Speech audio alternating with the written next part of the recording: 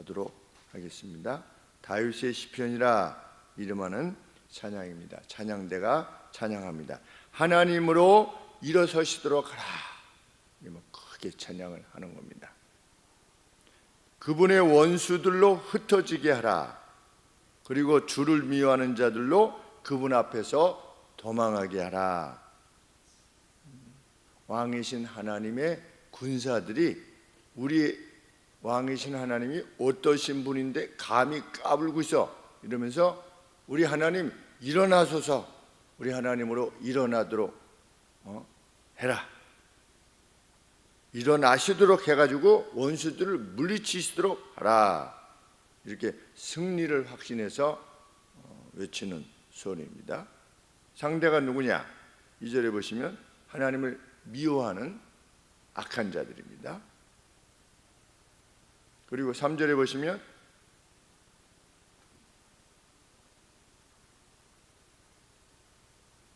이 2절에 보시면 1절에 주를 미워하는 자, 그 다음에 2절에 보시면 악인이 하나님 앞에서 망하게 하소서. 그러니까 교회는 어떤 소원을 지니고 있어야 되는가? 하나님을 대적하는 자, 그리고 악인의 멸망에 대한 소원을 지니고 있어야 된다는 걸 알게 됩니다. 여기 이 내용을 보면 악한 자들로 멸망하게 하소서, 페리시하게 되소서, 다시는 소멸치 못하게 하소서. 이러한 선한 소원을 우리가 가지고 있어야 된다는 겁니다. 그냥 물에 물탄 듯 술에 술탄 듯 그것이 아니라 과천에 계신 과천 연합교회 목사님이 이제 일반 사업을 하시다가 우리 아만서 목사님처럼 나중에 이제 목회를 하시게 돼서 저희 후배로 들어오셨는데 저보다 나이는 2살이 많으신데 신천지 이만희가 이단이다, 이단의 괴수다 이렇게 해가지고 교회 앞에다가 과천 그 역 바로 앞에 교회가 있는데 거기다 2층에다가 현수막을 길게 크게 붙인 겁니다. 그래서 이만희가 고소를 한 겁니다. 명예훼손으로. 그래서 대법원까지 갔습니다. 그러니까 아주 오랜 싸움이었죠. 그 변호사비나 이런 것들을 다 이렇게 비춰볼 때 얼마나 힘든 싸움이 됐겠는가. 근데 판사가 말하기를 교단에서 이단으로 정의하지도 않았는데 당신이 이게 정의하면 되겠느냐 이런 식으로 해서 1심을 패소했다가 교단에 도움을 요청하고 이렇게 저렇게 과천 연합회 이 신천지가 이렇게 폐해를 준다 과천에 그래가지고 모든 사람들을 이렇게 연합회들 각 연합회들에게 이야기를 해서 이러이러한 폐해가 있지 않느냐, 가정이 다 깨지고 이렇게 하지 않느냐. 그래서 결국은 대법원에 가서 승소를 하게 되었는데 참 악인에 대한 그 악인은 내 개인적인 원수됨이 아니고 여기도 보면 원수를 흩으시며 그런데 원수가 누구냐? 1절에 주를 미워하는 자, 주를 미워하는 자가 원수인 겁니다. 본인이 자신이 성령이다, 하나님을 대적하는 거죠. 그들에 대한 그 악한 자들의 멸망에 대한 소원을 지니는 것, 그것이 교회가 마땅히 지녀야 되고 그 싸움을 위해서는 마땅히 일어서야 된다는 것, 그것을 우리가 분명히 하게 됩니다. 회중들은 하나님의 어떠하심을 확신하여 이렇게 찬양을 합니다. 4절 말씀에 하나님께 노래하며 그 이름을 찬양하라. 타고 광야에 행하시던 자를 위하여. 누구시냐? 왕과 같이 행하시는, 마치 자기 백성들의 수장으로서 대초원을 내달리는 왕과 같은 존재로 하나님을 표현하고 있는 겁니다. 우리의 왕으로서 대초원을 이렇게 막 말을 타고 막 달리는 것 같은 그러한 왕이시라는 거죠. 그 이름을 찬양하라. 광야에 행하시는 분을 위하여 대로를 수축하라. 왕이 이렇게 우리 이사야서도 보면 세례 요한이 왕이신 예수님, 메시아이신 왕이 가는 길을 수축하라 이렇게 되어 있는 것처럼 우리 하나님께서 왕이시라는 것을 지금 노래하고 있는 겁니다.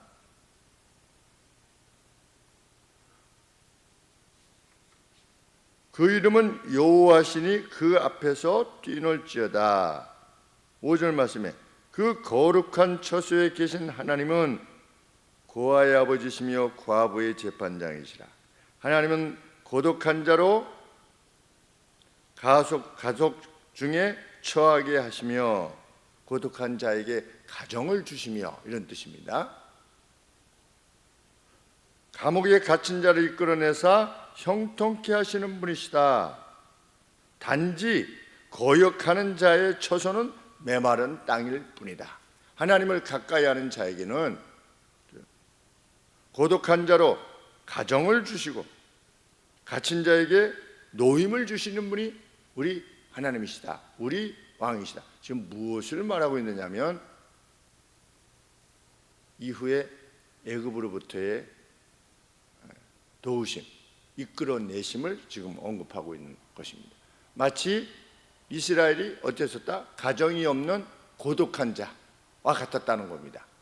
그리고 포로된 자들과 같았다는 거죠.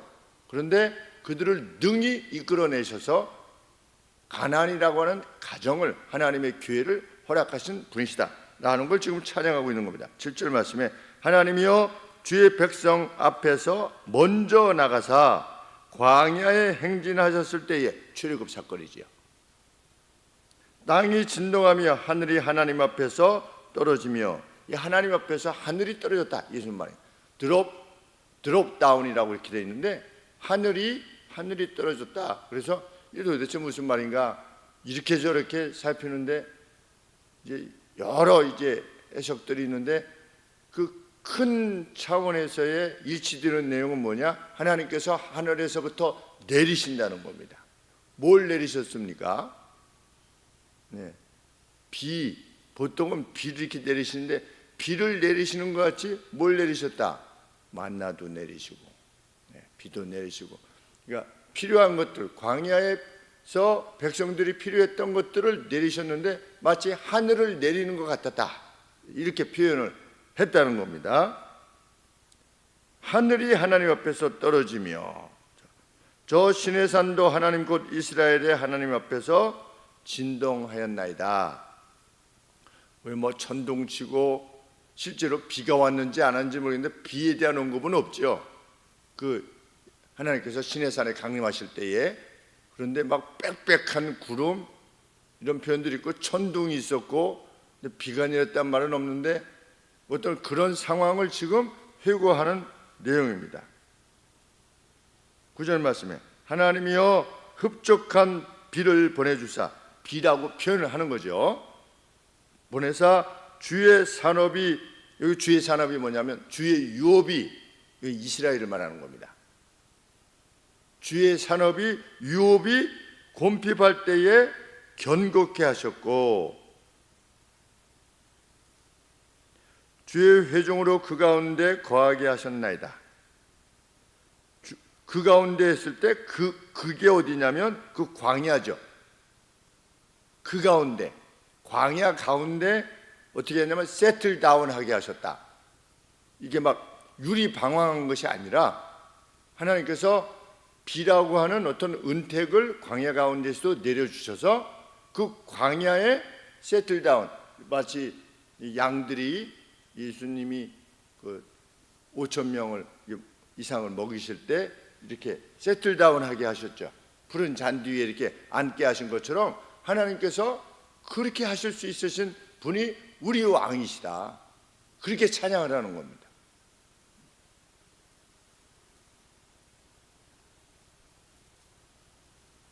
하나님이여 가난한 자를 위하여 주의 은택을 준비하셨나이다.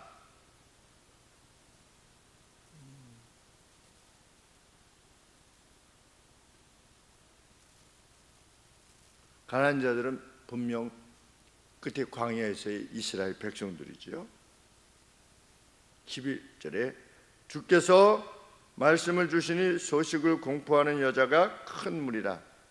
여인들에게 어떤 승리의 깊은 소식을 전하게 하셨는데 그 무리들이 엄청 큰 때였다.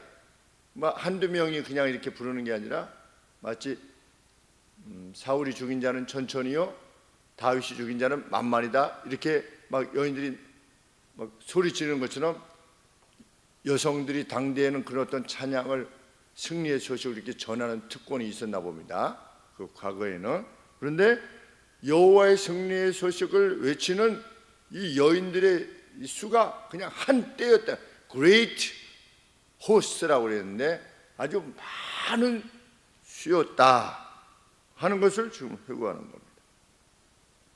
12절 말씀에 여러 군대의 왕들이 도망가니 집에 거한 여자도 탈취물을 나누도다. 이제 이 상황은 광야를 지나고 나서 가나안을 정복할 때의 상황입니다. 왕들이 다 이렇게 도망했는데 심지어는 집에 거한 이들도, 그런데 여자들하고 하는 말은 없습니다. 그런데 히브리의 동사의 여성 복수예요. 이제 거한다라고 했을 때, 누가 거했다라고 했을 때 3인칭 여성, 그러니까 복수예요. 그러니까 이렇게 의역을 한 겁니다. 여자들이라고 했는데 여자들은 싸움에 나가는 것이 아니지 않습니까? 그런데도 이 여자들조차도, 여성들조차도, 집에 거했던 여성들조차도 뭘 할 수 있었다. 탈취물을 나눌 수 있을 만큼 하나님께서 그렇게 큰 승리를 주셨다는 겁니다. 가나안을 정복할 때에. 이 상황이 이렇게 연상이 됩니다. 막 그 탈취물을 가지고 집에 오고 막 이럴 때 그냥 집에 있는 여인들조차도 막 갖게 되는, 우리 필리핀 같은데 뭐 인도네시아 무슨 민다나오 섬인가 이런 데 보면 어부들이 막 고기를 엄청 이렇게 잡아오면 그 동네 여인들이 이렇게 기다리고 있다가 그게 막 고기를 막 받아가더라고요. 이제 그런 장면이 생각이 나는 겁니다. 하나님께서 승리를 주셔서 그렇게 하셨다는 겁니다. 13절에 너희가 양우리에 누울 때에는, 이 양우리 때문에 시간이 많이 갔습니다. 1시간 이상 이 양우리가 도대체 누울 때가 무슨 말이냐. 그런데 너희가 양우리에 누울 때에는, 그런데 가장 이렇게 합리적으로 이렇게 판단되어지는 해석은 뭐냐면 싸움에 안 나가는 겁니다. 마치 여성들 같이. 그런데 그러니까 그 단어나 이런 것들이 좀 적극적으로 참석하지 못하고, 가령 예를 들어서 기도원이 우리 싸우러 가자 라고 이렇게 했을 때 그때 몇 명이 모였죠? 한 2만 몇천 명이 모였었는데, 너 피곤한 사람이 여기 남으라 그러니까 한 10,000몇 명 이렇게 떨어지고, 그 다음에 나머지 한 10,000몇 명 가지고 너무 많다 이래 가지고서 시내가에 가가지고 300명을 택하신 거 아니겠습니까? 그것처럼 이제 처음에 가자고 했을 때 안 갔던 사람도 있지 않겠습니까? 많은 사람들이. 그 사람들이 너희가 양우리에 누웠는데도 불구하고, 그러니까 레이지한 겁니다. 좀 게으른 뭔가 이런 단어가 그 이렇게 표현에 있다고 합니다. 그 단어 자체가 누울 때에는 이 단어가 좀 그런 일에 적극적이지 못한 사람들. 그런데 너희가 양우리에 누웠는데도 불구하고 어떻다? 그 날개를 은으로 입히고 그것을 황금으로 입힌 비둘기 같도다. 그랬는데도 불구하고 주어지는 어떤 그 기쁨이나 영광이나 이런 것들이 이스라엘 모든 사람들이 그것에 같이 동참하고 기뻐하게 하셨다는 겁니다. 누가? 우리 하나님께서 큰 승리들을 주셔서. 그런 하나님이시다. 14절에 전능하신 자가 열왕을 그 중에 흩으실 때 살몬의 눈이 날림 같도다. 마치 눈을 그냥 눈이 막 흩날리지 않습니까?